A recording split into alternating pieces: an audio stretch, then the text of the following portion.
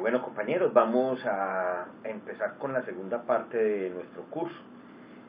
Vamos a hablar específicamente sobre mediciones que se utilizan para la macroeconomía. Al final tocaremos algunos conceptos que tienen que ver directamente con la macroeconomía.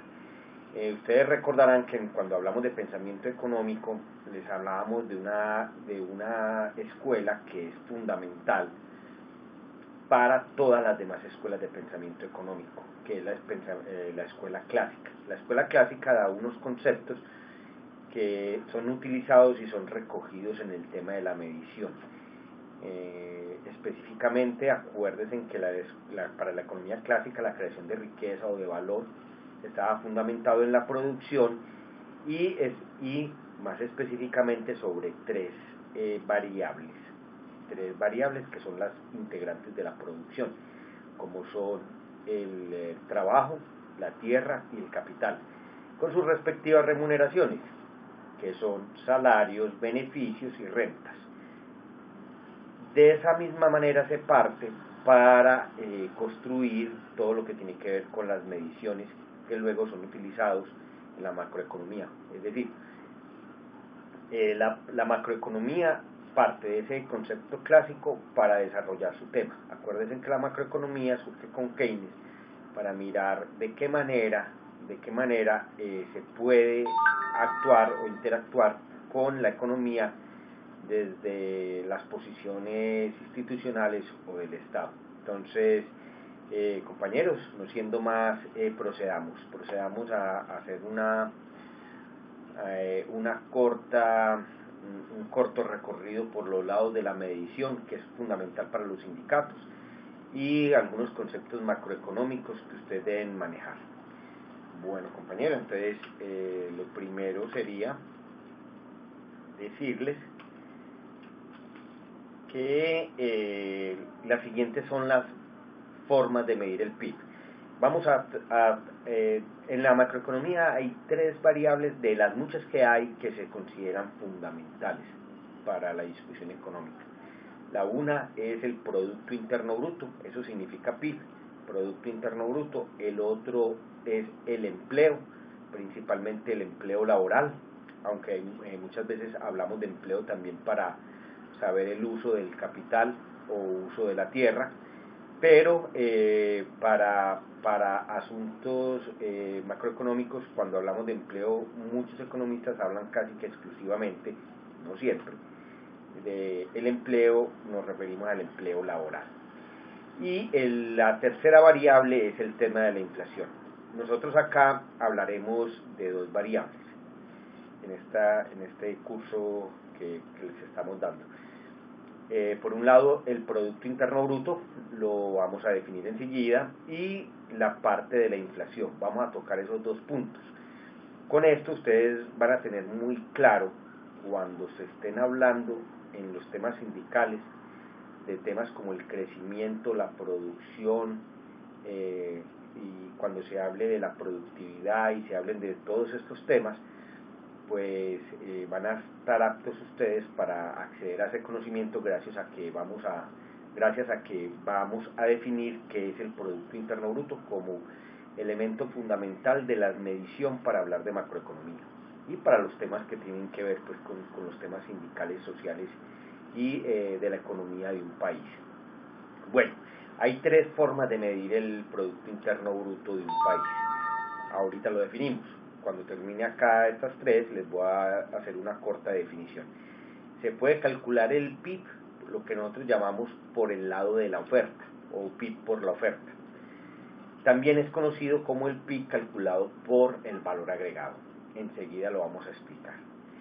Hay otro concepto que es el PIB calculado por las funciones de los factores productivos.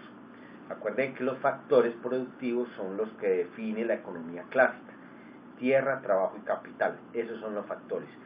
Entonces, haciendo ese análisis funcional de esos factores, también podemos calcular el Producto Interno Bruto, o también conocido como PIB factorial. Entonces, compañeros, ya saben, la segunda manera es esa, y la tercera es el PIB calculado por la demanda, o lo que llaman otros tipos de ingreso o flujo de ingresos de la economía. Esa es la tercera manera de medir el Producto Interno Bruto de un país. Podemos entender como Producto Interno Bruto de un país, lo podemos entender como los bienes y servicios que produce una economía durante un determinado tiempo, generalmente un año, pero también los hay trimestrales, semestrales. En un determinado tiempo, los bienes y servicios finales que produce una economía durante ese tiempo, ese año. Vuelvo y lo repito que de pronto no quedó claro. Se define como Producto Interno Bruto los bienes y servicios que produce una economía, bienes y servicios que produce una economía de manera final o finalmente, lo que producen de manera para el consumo humano, y se hace la medición durante un determinado tiempo. Esa es la definición de Producto Interno Bruto. Pasemos ahora a explicar cada uno de estos formas de medir el Producto Interno Bruto. En la que más nos demoraremos porque tiene mayor interés para la discusión económica es el tema del PIB de la demanda, por el PIB calculado por la demanda o por los flujos de ingreso. Bueno, vamos a trabajar el método del valor agregado o método del cálculo del Producto Interno Bruto por el lado de la oferta. Para eso vamos a suponer lo siguiente, vamos a hacer un ejemplo. El ejemplo es el siguiente. Un segundo, yo saco por acá la herramienta. Vamos a utilizar la pluma para ir rayando. Y vamos a utilizar el método del valor agregado, como les había dicho. Y vamos a suponer que esta es la economía de un país. Hay un país que tiene un sector, este es el primer sector, que produce trigo. No vamos a hacer sino ese supuesto. Después, el sector trigo tiene un cliente que sería el sector productor de harina. Trigo le vende a harina, le vende su producto, lo que produjo. Lo que ha producido son 23 pesos. Se lo vende al sector harina. El sector harina, a su vez, le vende a otro sector que lo vamos a llamar pasta. Coge esa harina y la produce en pasta. Supongamos que es pasta de harina. Estamos acá en una economía de ejemplo, en una suposición. Y se lo vende en 53 pesos. Obviamente, pues el valor tiene que ser mayor, porque pues si usted compra 23, fabrica la harina y se lo vende al sector de pasta, pues tiene que venderlo a un precio mayor, ¿cierto? Para poder pagar trabajadores y los demás insumos. Este sector de pasta le vende a su vez a un sector que vamos a llamar el sector productor de pan y se lo vende en 110 pesos. Entonces aquí tenemos ya 2, 3, 4 sectores. Y por último, el sector de pan le vende a el consumidor final, o si lo quieren poner a los supermercados, le vende todo ese pan en 190 mil pesos. Yo les decía ahora que la definición de Producto Interno Bruto era que son todos los bienes y servicios vendidos por una economía al consumidor final o que finalmente se le venden a alguien en la sociedad. Y en este caso, pues ustedes como pueden ver, los 190 pesos son los que se le venden al a la persona de una manera concluyente, de una manera final. Se le venden estos 190 pesos. Eso significa que estos 190 pesos por definición sería el Producto Interno Bruto. Este sería el PIB de una economía, porque son los bienes y servicios producidos por una economía de manera final, o si quiere digámoslo así, son los bienes y servicios finales producidos por una economía durante un determinado tiempo. De este modo, los 190 pesos sería el Producto Interno Bruto de esta economía. Aquí entonces quedan varias dudas. Observen lo siguiente. Ustedes dicen, pero un momento, es que el sector de trigo pues cultivó directamente y produjo 23 pesos. Es decir, estos señores contribuyeron a la economía en 23 pesos. Pero cuando el sector de harina le vendió al sector de pasta en 53, contribuyeron a la economía en 30 pesos. Y cuando nosotros le vendimos de 53 a 110 pesos, se lo vendimos al sector de pan, la economía le está contribuyendo, este sector, a la economía 57 pesos. Y a su vez, para venderlo al consumidor final, es decir, elaborando el pan, le contribuyó a la economía en 80 pesos. Significa que esto es un valor que le agregó a la producción el sector de harina al sector de pasta. Lo cogió en 23, lo vendió en 53, le agregó 30 pesos. Le agregó 57 pesos para venderlo al final en 110, o sea, le dio valor agregado de 57 pesos. Y a su vez le dio valor agregado en 80 pesos para venderlo finalmente al consumidor final en 190 pesos. Conclusión: el Producto Interno Bruto de la economía será lo que se vendió al final, que son 190. Si ustedes cogen estos 23 pesos, estos 30 pesos, estos 57 y estos 80 y lo suman, le va a dar los mismos 190 pesos. ¿Eso qué significa? Que la sumatoria, este es el símbolo sumatoria que se utiliza en la matemática, que la sumatoria de los sectores, le voy a poner una S para que sepamos que son sectores, la sumatoria de los valores agregados, perdón, vamos a borrar acá que me quedó muy pegado,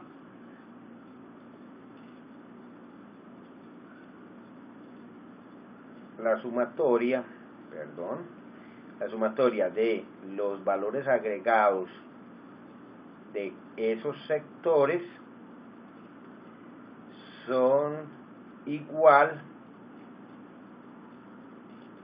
al Producto Interno Bruto. ¿Cuál es la sumatoria de esos valores agregados? En nuestro ejemplo sería 23 más 30 más 57 más 80. Veamos el resumen. El sector de trigo vendió 23, vendió 53, 110, 190. Si sumáramos todo esto nos daría 376. Pero tenemos que restarle lo que compraron. Compró 0 pesos porque pues produjo directamente en la tierra. Le compró al sector de trigo 23, le compró 53 al sector de harina y le compró a 110 al sector de pasta. O dicho de otra manera, el sector de trigo agregó en la economía 23 pesos, le dio un valor agregado de 23, le dio un valor agregado de 30 pesos, le dio un valor agregó 57 pesos y le dio un valor agregado de 80 pesos. La sumatoria de esto nos da igual al Producto Interno Bruto. Este es el mismo Producto Interno Bruto que nos dio al final. En economía esto se llama producción, que es diferente al producto. Una cosa es el producto y otra cosa es la producción. Y como pueden ver, la parte que nos quedó faltando para que producción sea igual, para que esta parte sea igual a esta, es lo que nosotros llamamos el consumo intermedio de una economía. Consumo intermedio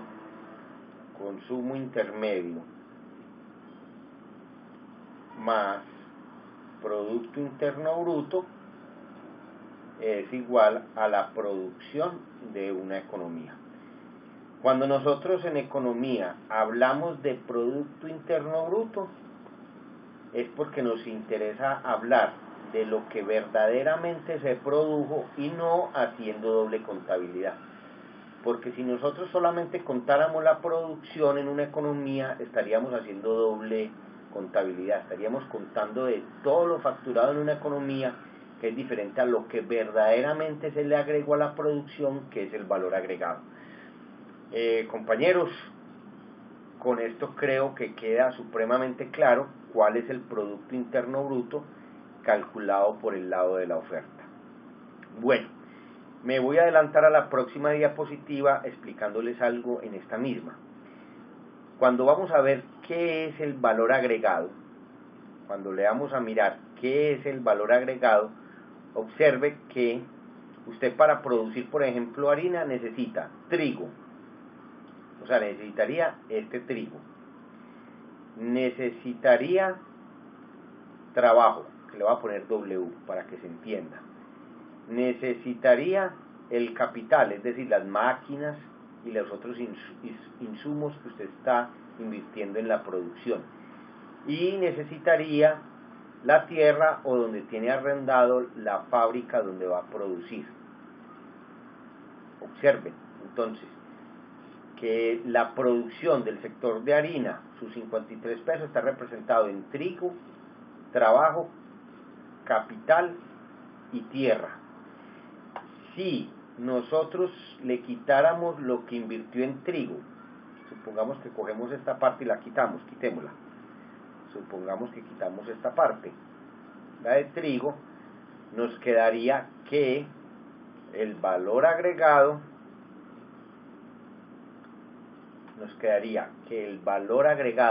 en una economía, el valor agregado sería igual a tierra, trabajo y capital con sus remuneraciones. Remuneración del trabajo, salarios. Remuneración del capital, el beneficio. Y la remuneración de la tierra son las rentas. Ese sería el compuesto de nuestro Producto Interno Bruto. Con esto vamos a entender muy bien entonces la siguiente diapositiva. Acá vemos lo que hace una empresa normalmente. Una empresa factura una empresa al consumidor final, por ejemplo en nuestro caso fue el pan, factura 190 mil pesos. Y necesitamos determinar esos 190 mil pesos en que están representados. Esto fue lo que facturó al final. Pues hay una parte que facturó gracias a lo que invirtió en capital. El capital obtiene intereses y utilidad. El capital utilizó tierra y la empresa necesitó tierras, utilizó tierras y utilizó mano de obra, salarios, es decir, el Producto Interno Bruto de un país,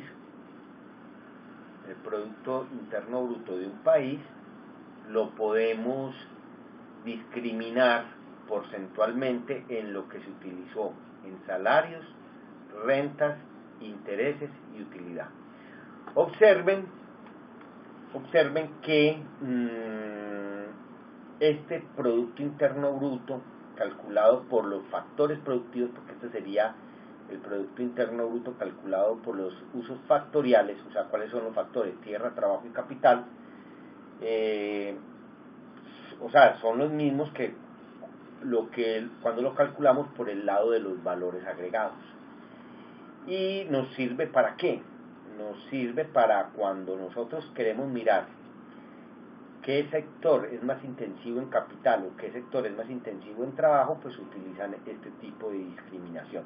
Con esto también podemos ver qué parte de nuestros salarios, qué parte de lo que se produce al final, de todo lo que produce una economía en un año, al final cuánto se queda en cada una de las remuneraciones de cada sector.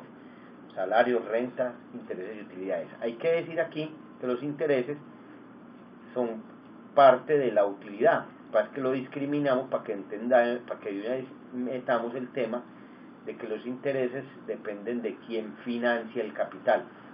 Si parte del capital está financiado por el sistema financiero, pues entonces se llamará intereses en vez de utilidad.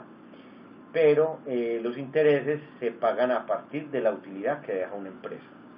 Entonces aquí estaría la tierra, el trabajo, lo estamos poniendo como W, las rentas, que sería la tierra, y aquí sería el capital, que son intereses y utilidades. Bueno, compañeros, ese es el PIB calculado por el lado de los ingresos factoriales, el PIB calculado por las funciones factoriales. Bueno, nos falta calcular el Producto Interno Bruto por el lado de la demanda. Desde la macroeconomía esa es la más interesante, porque nos permite ver cómo las políticas públicas influyen sobre el crecimiento de una economía, o cómo influyen sobre lo que se produce en bienes y servicios finales para una economía, es decir, el PIB. Pero antes de eso, les quiero traer un ejemplo para que nos familiaricemos con los términos del Producto Interno Bruto. Bueno, primero que todo es que el Producto Interno Bruto es calculado por el DANE. ¿Qué hace el DANE? Le pide a todas las empresas del país que entregue su facturación. Al entregar todas las empresas del país, esos tienen un tope en valor. Las empresas con ventas superiores a tanto dinero, no sé cuánto es hoy, al año, con tantas ventas al año, pues tienen que entregarle al DANE, le tienen que entregar a la DIAN, y la DIAN se lo entrega al DANE, le entrega para que haga esos cálculos. Entonces, cuando las empresas dicen, vea, utilizamos estos insumos, utilizamos esto en salarios, obtuvimos tanta utilidad, y todos esos cálculos le permiten al DANE calcular el Producto Interno Bruto de un país por el lado del valor agregado o de la oferta, y por el lado de las funciones factoriales. Por ese lado es que el DANE hace esos cálculos. Lo que hay que decir es que lo más importante que le ven los economistas al Producto Interno Bruto es el crecimiento. En economía sí, por ejemplo, para nuestros sindicatos posiblemente no solamente sea el crecimiento, porque de eso depende también muchas veces las negociaciones colectivas, sino que también al sindicato le interesa saber, por ejemplo, su sector o el sector en el que trabaja, cuánto le está aportando al Producto Interno Bruto de la economía, o cuánto le está aportando al valor que agrega su sector a toda la cadena productiva. O la empresa para la que se trabaja, qué tan grande es respecto al mercado.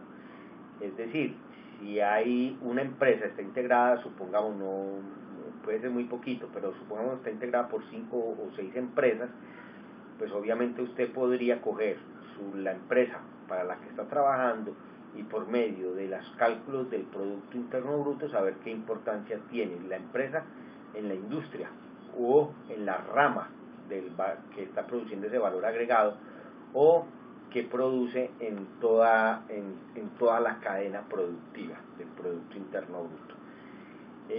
Veamos un ejemplo de cómo se calcula un crecimiento económico. Es muy sencillo. Suponga que el valor del trigo es 1.000 pesos y al año se producen 13 kilos de trigo, siguiendo el mismo ejemplo que traíamos antes. Pues entonces la producción en trigo sería 13.000 pesos. El Producto Interno Bruto de ese año fueron 13.000 pesos. Aquí poniendo un ejemplo de que la economía no produzca sino trigo. El PIB que estaría compuesto de economía serían 13.000, porque son lo que él, como es el único sector, pues eso es lo que le vendería al consumidor final. No hay aquí parte intermedia. Suponga que en el segundo año la economía creció no de 13 kilos sino a 15 kilos. Y entonces, como el kilo lo tenemos a 1.000 pesos, pues en el segundo año serían 15.000 pesos. Eso significa que el Producto Interno Bruto de esa economía fueron 15.000, lo que nos daría un crecimiento del 15.4 de esa economía. Sería un crecimiento extraordinario de la economía porque aumentó su productividad en 2.000 pesos. Es decir, cuando decimos que aumentó su productividad, estamos queriendo decir que la economía en ese año, con las condiciones más o menos iguales a las de la anterior, ya no produce 13, sino que produce 15. Eso es un crecimiento productivo, o sea, se tuvo muy buena productividad. El crecimiento, como les decía, se calcula de diferentes maneras. La más usual es la anual. Para las entidades financieras y para los sectores que analizan los riesgos en seguro, los riesgos financieros y esos tipos de riesgos, podría utilizar cálculos que son de carácter trimestral. Y hay una manera de calcular el Producto Interno Bruto, y aquí ya nos estamos metiendo con términos que vamos a tener la oportunidad de explicar ahora. La economía el crecimiento usted lo puede explicar con o sin inflación. Cuando es con inflación, en economía se dice que estamos calculando un Producto Interno Bruto a precios corrientes, porque cuando utilizamos la palabra inflación estamos hablando de precios, y que cuando usted está hablando de un crecimiento económico sin inflación, estamos hablando del Producto Interno Bruto a precios constantes. No he explicado todavía qué es inflación, enseguida lo explicamos y vamos a poner un ejemplo para que se entienda qué es calcular el Producto Interno Bruto a precios corrientes, qué es hablar del Producto Interno Bruto a precios constantes y sus diferencias. Esa diferenciación nos va a permitir también entender bien qué es inflación. Para ello veamos la siguiente diapositiva.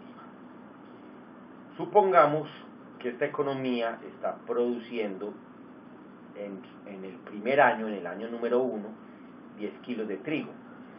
Y como el trigo dijimos que estaba a 1.000 pesos el kilo, eso significa que la economía produjo en ese año número 1 pues, un total de 10.000 pesos. El Producto Interno Bruto de esa economía fueron 10.000. En el año 2, la economía ya produjo fue 12 kilos de trigo, ya no a 1.000 pesos, sino a 1.200 pesos el kilo. Si multiplicamos esos 12 kilos a 1.200, nos dará un total del Producto Interno Bruto de la economía en el segundo año de 14.000 pesos. Como pueden ver, la economía creció del año 1 al año 2, creció de 10.000 a 14.000 pesos. Pero ¿qué pasa? Esos 10.000 pesos y esos 14.000 pesos son a precios, lo que nosotros llamamos a precios corrientes. Corrientes es que es del diario vivir de cada uno de nosotros, de lo que va corrido en el año, el precio corriente. Eso significa que ese es un crecimiento, de 10.000 a 14.000 hubo un crecimiento que nosotros los economistas llamamos nominal. ¿Por qué? Porque se pasó de 10 a 14 y en el ejemplo pasado, pues en este ejemplo que estamos mirando, eso significa un crecimiento del 40%. Si usted coge 14.000 y le resta 10.000, le quedan 4.000. 4.000 dividido 10.000 le queda un crecimiento del 40%. Pero verdaderamente, ¿cuánto creció la economía? Entonces la economía nos dice, ojo, observen acá, observen que en este caso nosotros teníamos que el trigo valía 1.000 pesos en un año y que en el segundo año ese trigo creció a 1.200 pesos. Significa que el punto de comparación de un año respecto al otro año es muy diferente, porque la variación de los precios fueron 200 pesos. Eso significa que no podemos utilizar los precios para comparar el crecimiento de un año respecto al otro. Tenemos que utilizar otro criterio. Acá es muy fácil el otro criterio, porque ¿cuánto creció verdaderamente la economía?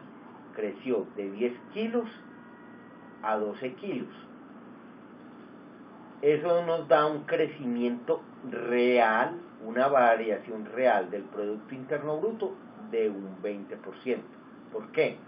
Porque 12 kilos que produjo en el año 2 menos lo que produjo en el año 1, 12 menos 10 nos da 2. Dividido los 10 kilos del año anterior nos da igual al 20%. Conclusión: el crecimiento nominal con inflación, es decir, el crecimiento corriente del PIB fue del 20%. El crecimiento real de la economía, el crecimiento real del PIB fue un 20%. La diferencia entre el 20 y el 40 significa que hay una inflación que equivale al 20%. Si usted coge este 1.200 y le resta 1.000, le quedan 200. 200 dividido 1.000 le daría el 20%. Esta economía tuvo una inflación del 20%. ¿Qué es la inflación entonces? Es lo que los economistas definen la inflación como el crecimiento, el fenómeno de crecimiento de los precios. La persona fue a comprar un kilo de trigo y ya no se lo vendieron a 1.000 sino a 1.200, significa que hubo una inflación de 200 pesos en el producto del trigo. Eso es lo que los economistas llamamos crecimiento nominal. Cuando ustedes oyen hablar todos los años de un crecimiento de la economía del 2, del 3%, le están hablando en términos reales, es decir, sacan la inflación por un lado. Si nosotros fuéramos a hablar, si los economistas fueran a hablar del tema del crecimiento nominal de la economía, estarían hablando, la inflación está entre el 4 y el 5%. Si la economía crece al 2, significa que el crecimiento nominal estuvo cerca del 7%. Pero en economía se acostumbra a hablar de la variación del PIB en términos reales. En este caso, en este ejemplo que estamos mirando acá, es del 20%. Y la inflación es lo que se perdió en la capacidad adquisitiva. En este poder adquisitivo ya usted no lo compraba sino a 1.000, sino que lo compraba a 1.200. Significa que ese mismo kilo se le subieron a usted 200 pesos, por lo que la inflación de su economía equivale a un 20%.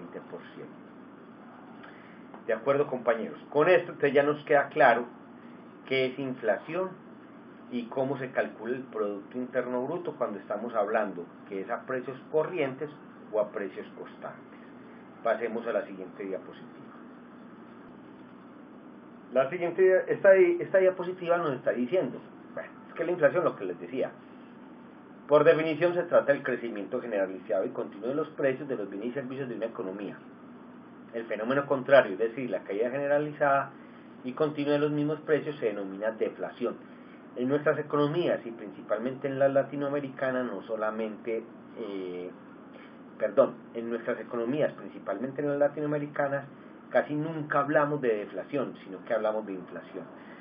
En las economías más desarrolladas, donde los niveles de inflación son muy bajos, Hay veces cuando están relacionados con la recesión económica se utiliza, pues, o ellos viven épocas de deflación, donde los precios en vez de subir bajan, y lo que hace que pase lo contrario, que el poder adquisitivo en vez de disminuir pues mejore para algunos habitantes de la sociedad, solo que generalmente esta deflación está coincidiendo con los problemas de recesión, que son problemas asociados a la ausencia de empleo. Compañeros, yo creo que esta es la parte más importante de la inflación para que ustedes entiendan.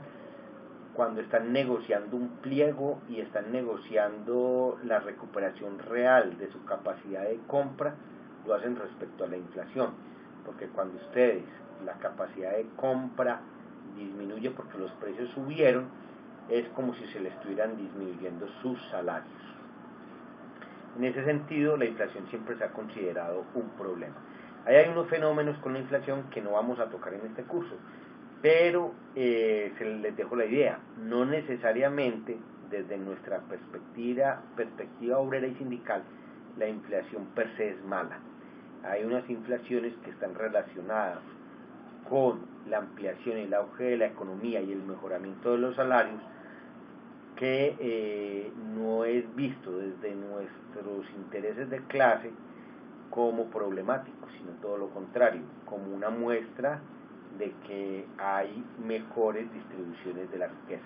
Pero no voy a entrar a explicar eso porque no es perteneciente a este curso, pero sí ya queda el concepto de inflación supremamente claro, y ya saben de qué es lo que estamos hablando con los ejemplos que acabamos de ver.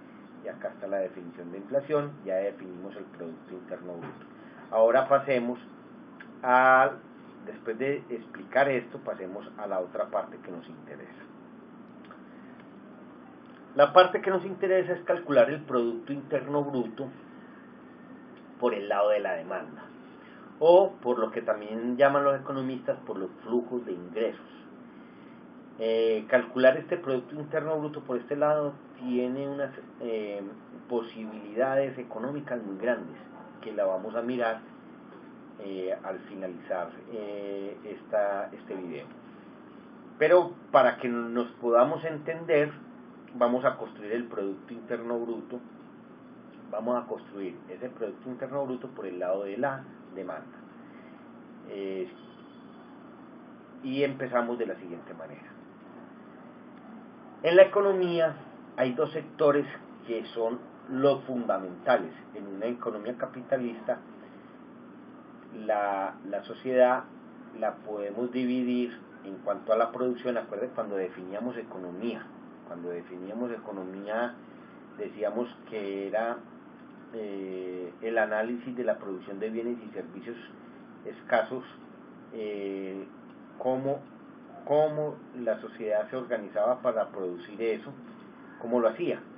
Acá en el ejemplo estamos viendo entonces, y decíamos en esa definición que esa definición tenía un problema, y era que veía la economía como un asunto de las personas relacionados con la producción, con la materia.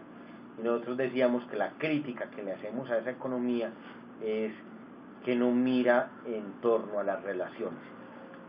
En macroeconomía pues nos toca mirarlo es con la definición clásica de cómo lo analizan los principales analistas económicos, que es una relación entre cosas y personas. Observen, acá colocamos, voy a borrar acá, nosotros colocamos acá el consumo de las familias, y hay otro gran rubro que son las empresas. De ellas hay una relación mutua de las unas con las otras. Las familias en una sociedad son dueñas de cosas. Estamos en un capitalismo, entonces hay gente que es dueña del trabajo, ponemos W, otros son dueños del capital y otros son dueños de la tierra.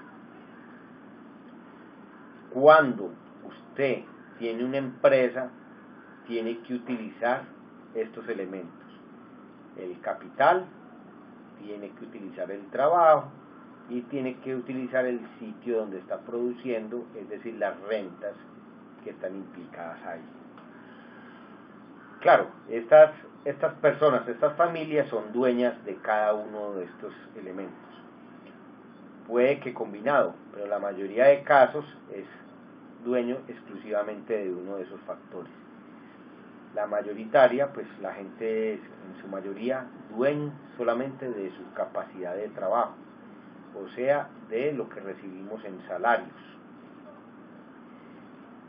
Esto entonces nos hace que cuando usted coge y le vende a este sector, cuando le vende a las empresas, bien sea capital, tierra o trabajo, este a su vez tiene que pagar por tierra, capital y trabajo sus remuneraciones. Las tierras, ya habíamos hablado de las rentas. Observen que esto es muy clásico, de la economía clásica.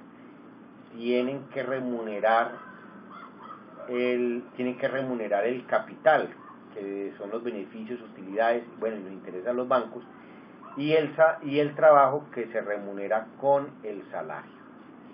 Bueno, sigamos viendo la diapositiva, que está resumido esa relación de la siguiente manera. Sigamos viendo acá la diapositiva. Voy a borrar acá lo que he dibujado.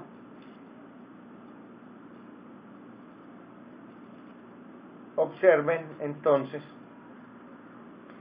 que lo que produce una economía son bienes y servicios finales, o sea, para el consumidor, bienes y servicios finales en una época, pues en una temporada, en un tiempo determinado. Aquí le vamos a dar el valor Y, que viene de ingresos. Significa que este Y es por definición lo mismo que estamos hablando del PIB. O sea, lo que producen las empresas van directamente al consumidor final, y eso lo hemos llamado PIB, por definición.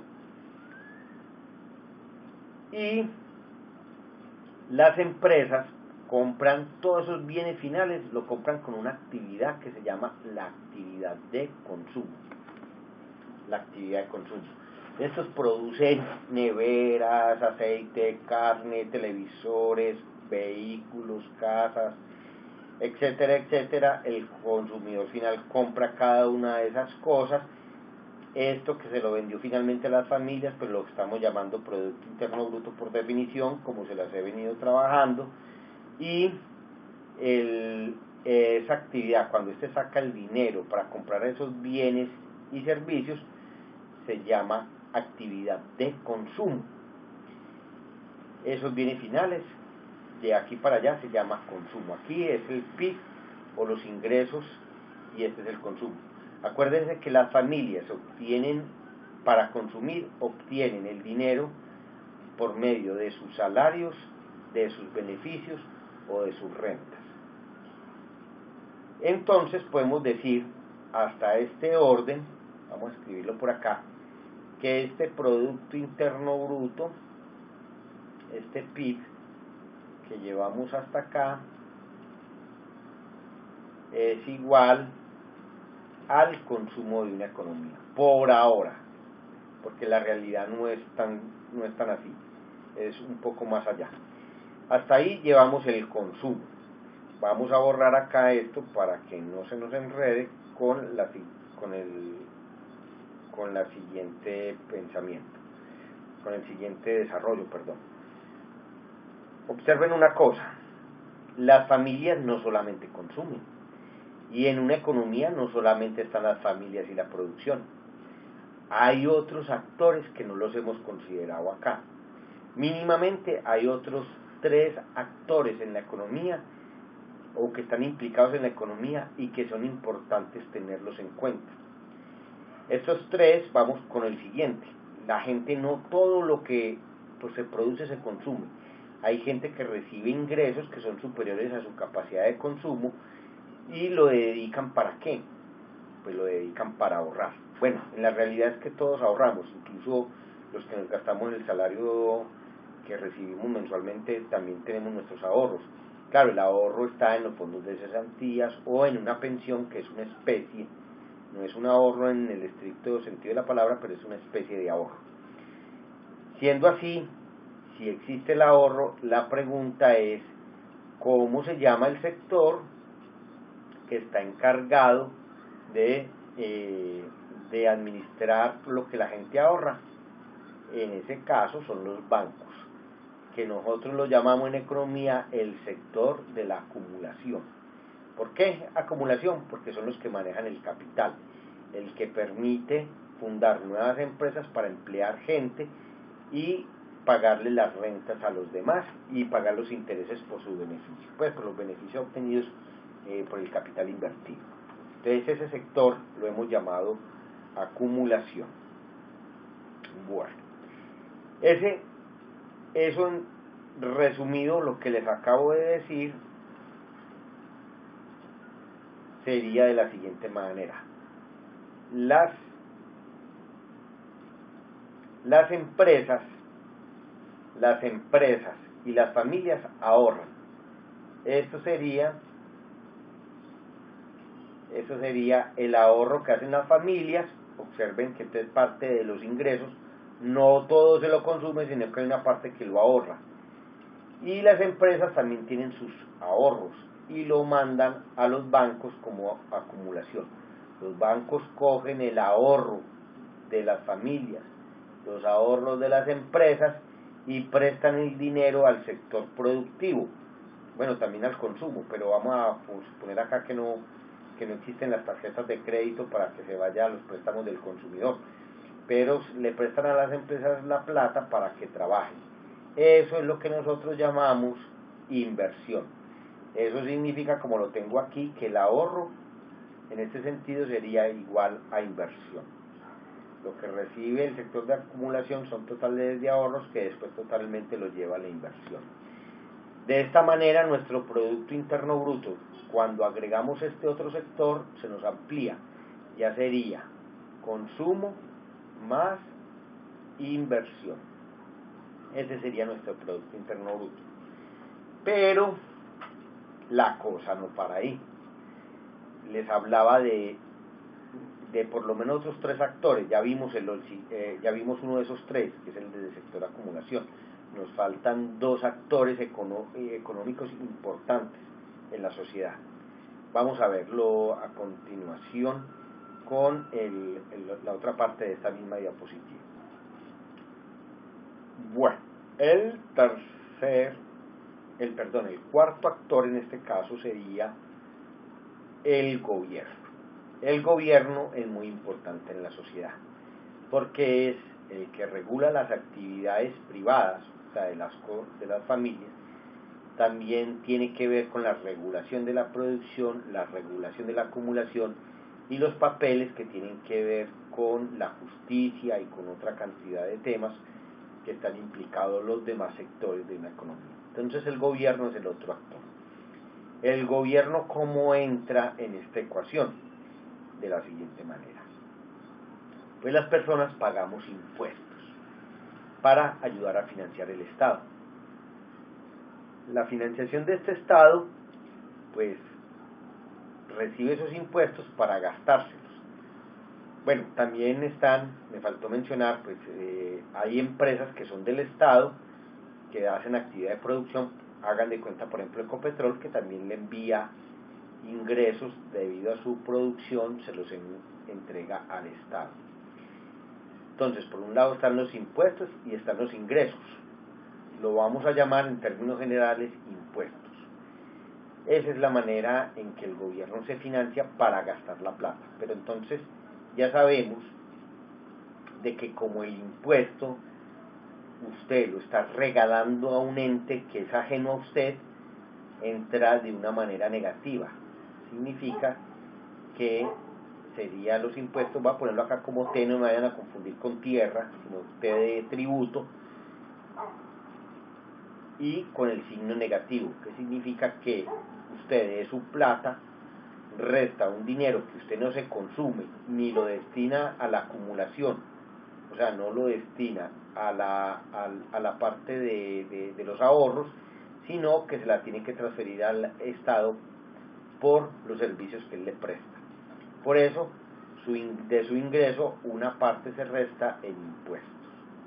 bueno, más los ingresos habría que poner un más aquí, más los ingresos que recibe por su producción, por la producción propia. Pero vamos a dejarlo hasta ahí por la intención que tenemos de ir construyendo este Producto Interno Bruto entendido como flujo de ingresos. ¿Cuál sería la otra actividad que hace el Estado? El consumo del gobierno.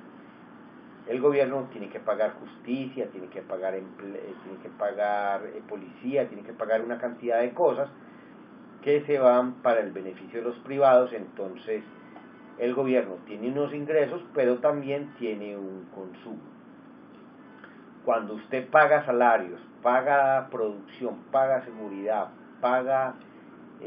cuando el Estado paga todo lo que recibe de los ciudadanos, pues paga lo que le ofrece a los ciudadanos, pues entonces se mete en una actividad de consumo.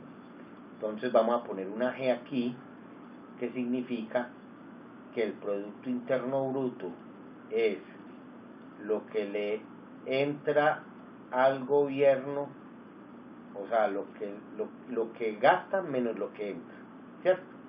Sería lo que gasta menos lo que entra. El Estado tiene un consumo.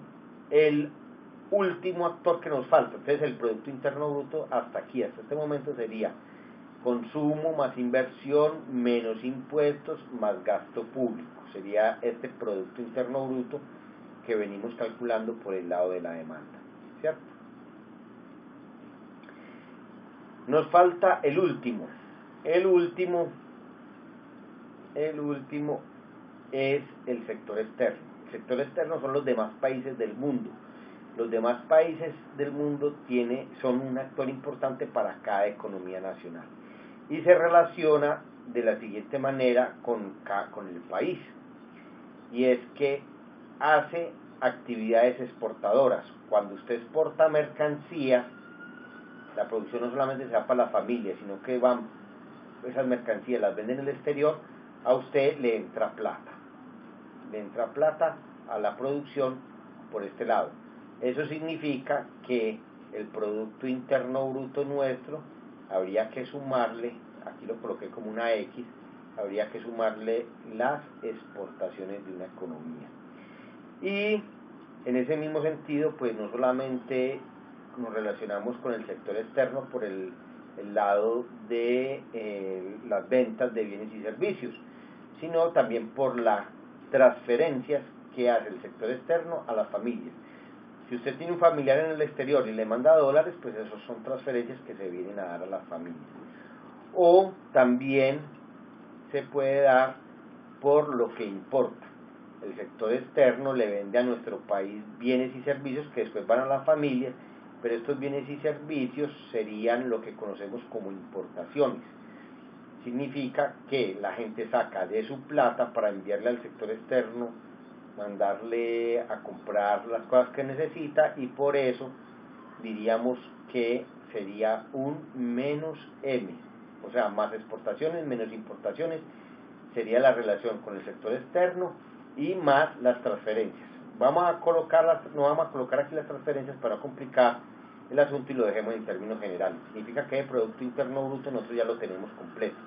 El Producto Interno Bruto de un país es lo que consume la gente, lo que invierte en las empresas, menos lo que usted paga en impuestos para que el Estado se lo gaste, que sumaría ahí lo que se lo gaste para el beneficio de la sociedad, más lo que se vende en el sector externo de la economía, es decir, a los otros países del mundo, y lo que los demás países del mundo le están vendiendo a usted. Ese es el Producto Interno Bruto que nosotros tenemos definido acá.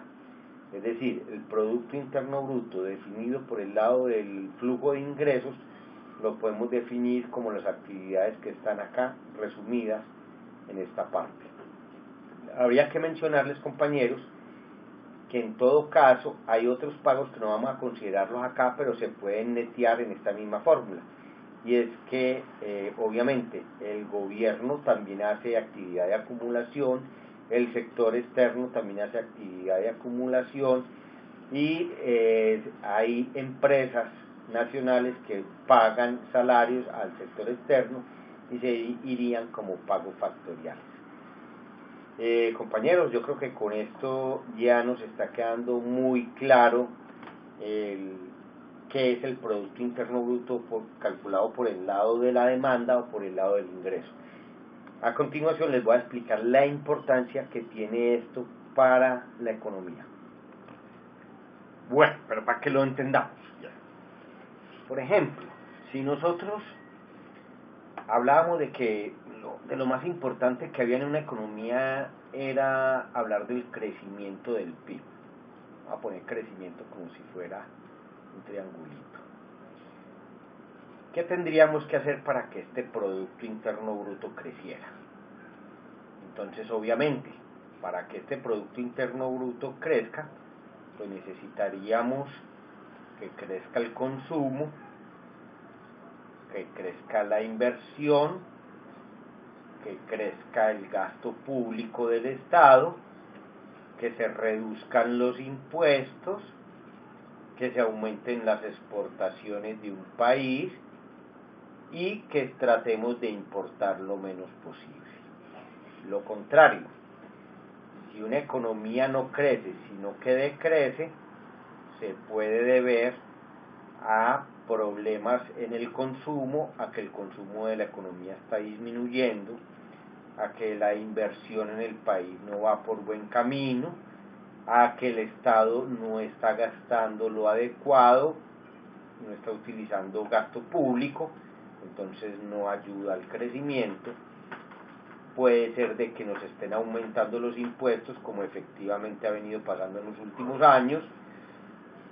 Puede pasar que el país no esté exportando o que las importaciones se estén llevando gran parte de nuestro dinero al exterior y contribuya negativamente al Producto Interno Bruto. Observen que entonces la macroeconomía tiene una fuerte influencia de lo que puedan hacer los individuos en la sociedad en sus actividades de consumo, inversión, lo que puede hacer el Estado en su actividad de gasto público e impuestos, y lo que puede hacer un país respecto a las compras o ventas en el exterior.